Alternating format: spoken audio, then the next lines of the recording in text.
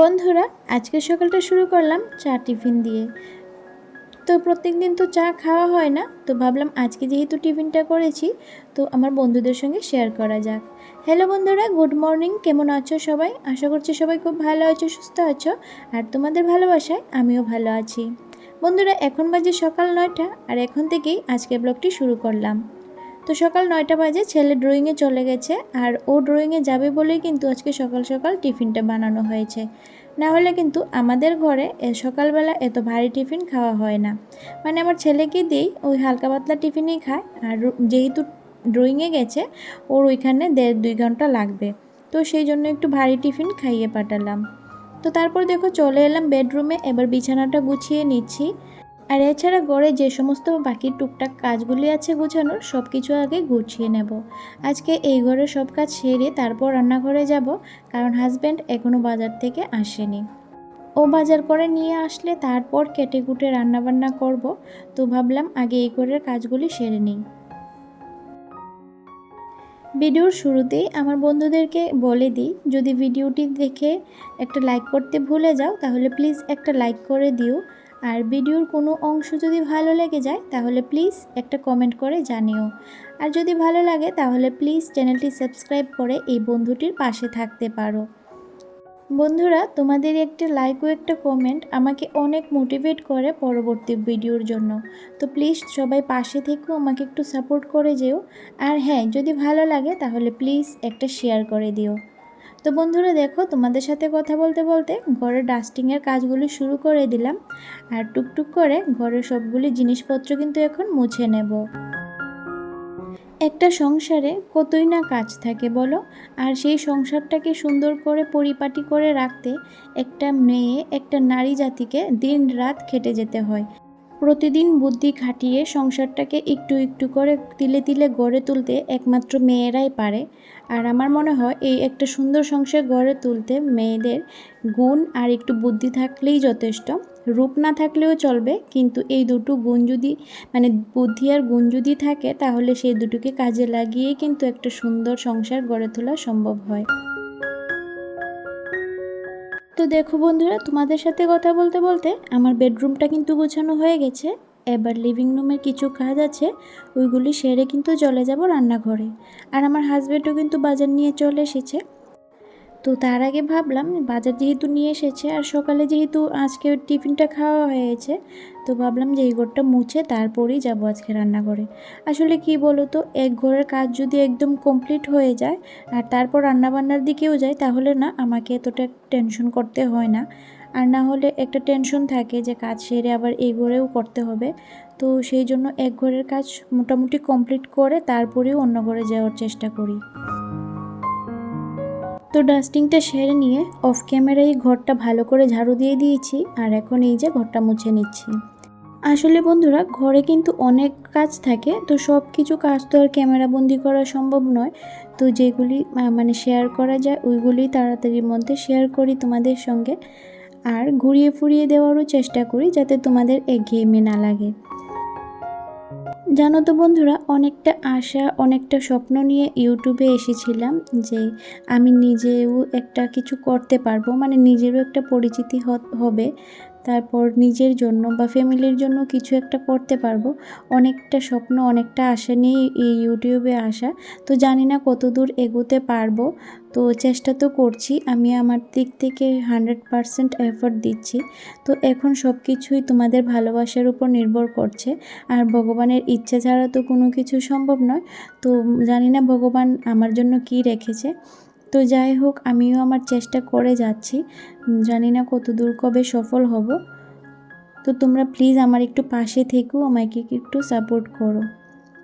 তো দেখো বন্ধুরা, বেডরুম লিভিং রুম একদম ঝেড়ে মুছে সব কাজ শেষ করে আজকে চলে এসেছি রান্নাঘরে। আর বাজার থেকে এনেছে এই যে লাউ আর মাছের মাথা দিয়ে ঘন্ট করব। লাউ আর মাছের মাথা এনেছে, আর কারকোল ভাজা করব। আর গতকালকের চিকেন আছে, ডাল আছে, তো আজকে আর বেশি কিছু করতে হবে না, এই দিয়ে মোটামুটি আজকে চলে যাবে।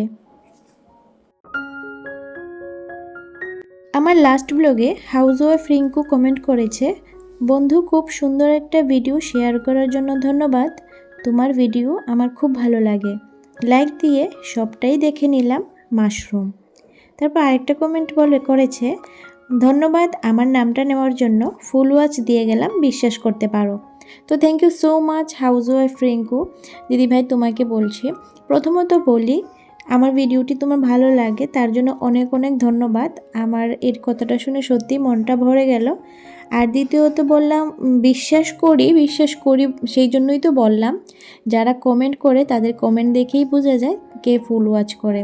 তুমি যে ফুল ওয়াচ করো সেটা তোমার কমেন্ট দেখেই বুঝতে পেরেছি, তাই বলেছিলাম। তো থ্যাংক ইউ সো মাচ, এইভাবেই পাশে থেকো, এতটা ভালোবাসা দেওয়ার জন্য সত্যিই আমি অনেক খুশি। তো এভাবেই পাশে থেকো, এভাবেই একটু সাপোর্ট করে যেও। তো দেখো বন্ধুরা, কারকল ভাজাটা বসিয়ে দিয়েছি, আর এদিকে যে সবজিগুলি ছিল ওইগুলি এখন সুন্দর করে গুছিয়ে রেখে দিচ্ছি। আর আমি সবজিগুলি সবসময় এভাবে প্যাকেটের মধ্যে করে স্টোর করে রাখি ফ্রিজে, তাতে সবজিগুলি কিন্তু অনেক দিন ফ্রেশ থাকে। তারপর কমেন্ট করেছে সুমাইয়া শিমু, চিকেন মাশরুম আলু দিয়ে কখনো খাওয়া হয়নি, তোমারটা বেশ ভালো হয়েছে, ভালো লাগলো আমার নামটি নিলে। তো থ্যাংক ইউ সো মাচ এত সুন্দর কমেন্ট করার জন্য। আর চিকেন মাশরুম দিয়ে খেয়ে দেখবে, খুবই ভালো লাগে, মানে মাশরুমটাও একদম চিকেনের মতন লাগে। তো আমিও আগে খেতাম না, কিন্তু একদিন রান্না করার পর দেখছি বেশ ভালো লাগে, তো তারপর থেকে এভাবে রান্না করি। তো thank you so much comment করার জন্য। এইভাবে একটু পাশে থেকো, আমাকে একটু ভালোবেসে যেও। তো বন্ধুরা, কারকল ভাজাটা হয়ে গেছে, আর এই তেলেই এখন মাছটা ভেজে নেব একটু হলুদ আর লবণ দিয়ে। আর মাছটা না আমি ঢেকে ঢেকে অল্প আছে মানে ভাজাটা করি, মানে যখন ভেঙে রান্না করার হয়, তো তাহলে না মানে মাছের মাথাটা সহজেই ভেঙে যায়।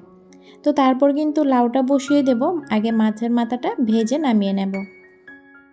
পিয়া দিদিভাই কমেন্ট করেছে, প্রথমেই আমার নামটা নিলে খুব ভালো লাগলো, আমি আমার বাড়ির সবাই শুটকি মাছ ভীষণ ভালো খাই। রান্নাবান্না, ঘরের ডাস্টিং, সোফা কাভার পরানো, আলনা গোছানো, কত সুন্দর করে কাজ করো তুমি, ব্যাগটা খুব সুন্দর হয়েছে। তো থ্যাংক ইউ সো মাচ এত সুন্দর একটি কমেন্ট করার জন্য। আর নাম নেব না কেন বলো তো, এত সুন্দর সুন্দর কমেন্ট করো আর নাম নেব না তা কখনো হয়? আর আমার কাজ যে তোমার ভালো লাগছে সত্যি আমার শুনে কিন্তু খুব ভালো লাগলো। তো এভাবেই পাশে থেকো, এভাবে একটু ভালোবেসে যেও আমাকে। তানিয়া ব্লগ ভিডিও কমেন্ট করেছে, আপু খুব সুন্দর একটি ভিডিও, খুব ভালো লাগলো, কথাগুলো অনেক সুন্দর। Thank you so much Tania দিদিভাই, এভাবেই পাশে থেকো, একটু ভালোবেসে যেও আর সুন্দর সুন্দর কমেন্ট করে দেখো। তোমাদের কমেন্ট কিন্তু আমাকে অনেক মোটিভেট করে, জানো তো। তোমাদের এই কমেন্টগুলি পড়লে এই যে ভিডিও মেক করা, এডিট করা, এই কষ্টগুলি কিন্তু একদমই গায়ে লাগে না। তো প্লিজ তোমরা সবাই এভাবেই আমার পাশে থেকো। এপি ডেইলি ব্লগস কমেন্ট করেছে, খুব ভালো লাগলো দিদি তোমার ভিডিওটা, থ্যাংক ইউ সো মাচ দিদি ভাই, এভাবেই পাশে থেকো। আর তারপর কমেন্ট করেছে আজমিরা বেগম। তো তোমাদেরকে অসংখ্য অসংখ্য ধন্যবাদ এত সুন্দর সুন্দর কমেন্ট করার জন্য। প্লিজ এভাবেই আমার পাশে থেকো, আমাকে একটু সাপোর্ট করে যেও। তো দেখো বন্ধুরা, তোমাদের কমেন্টগুলি পড়তে পড়তে আমার রান্নাবান্না কিন্তু কমপ্লিট হয়ে গেছে। আর এখন চুলাটাও মুছে নিচ্ছি, আর তারপর কিন্তু দুপুরের খাওয়া দাওয়া করব।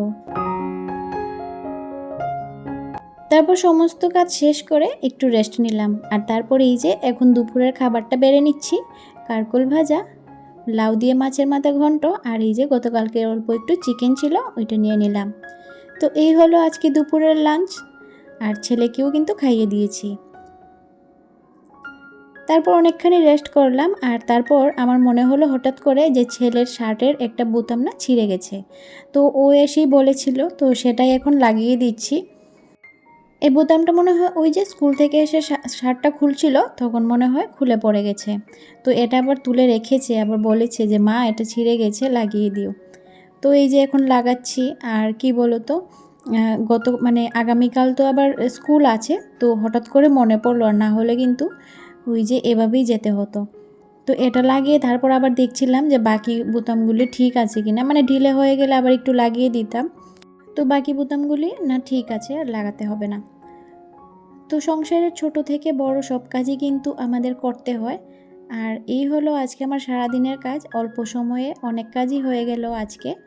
তো চলো আজকের ভিডিওটাও এখানেই শেষ করছি। যদি ভালো লাগে তাহলে প্লিজ একটা লাইক করে দিও, আর কমেন্ট করে জানিও কেমন লেগেছে।